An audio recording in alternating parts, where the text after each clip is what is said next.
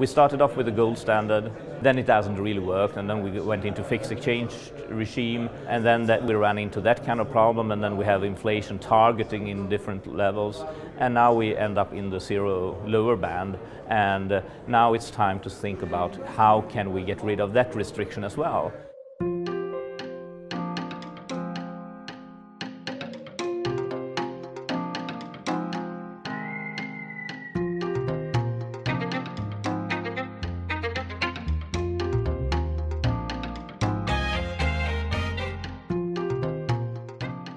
The zero lower band is really the level where you can't continue to lower interest rate. It is a very alien concept to most people because it means that you need to pay for deposit your money with someone, or you get paid for borrowing money from someone else.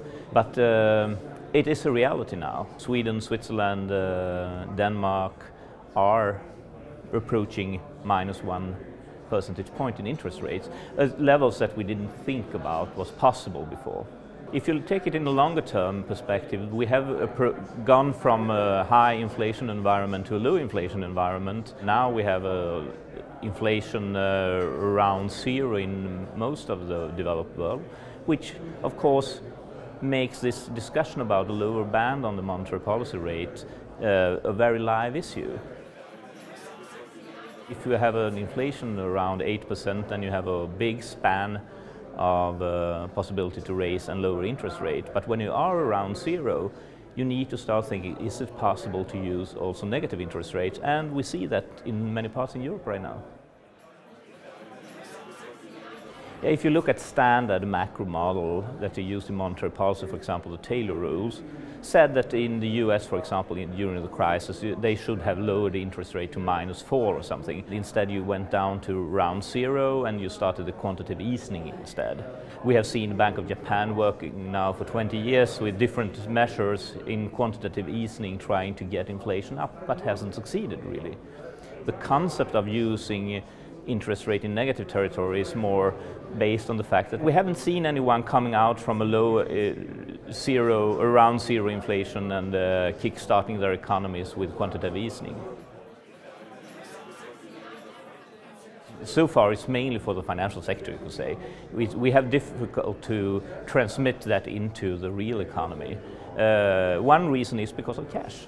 Because cash is interest rate free, and it's better to me to hoard cash than have my money in a bank deposit if I have to pay for having the bank there.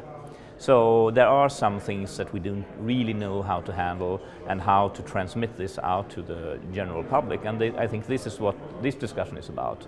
It's about how to find a way to get rid of this restriction if we talk long term. There's no easy solutions on where we are right now, but we could prepare the financial system for something to come, perhaps when the next crisis comes. We have, during the last 100 years, done a lot of fixing in the monetary system.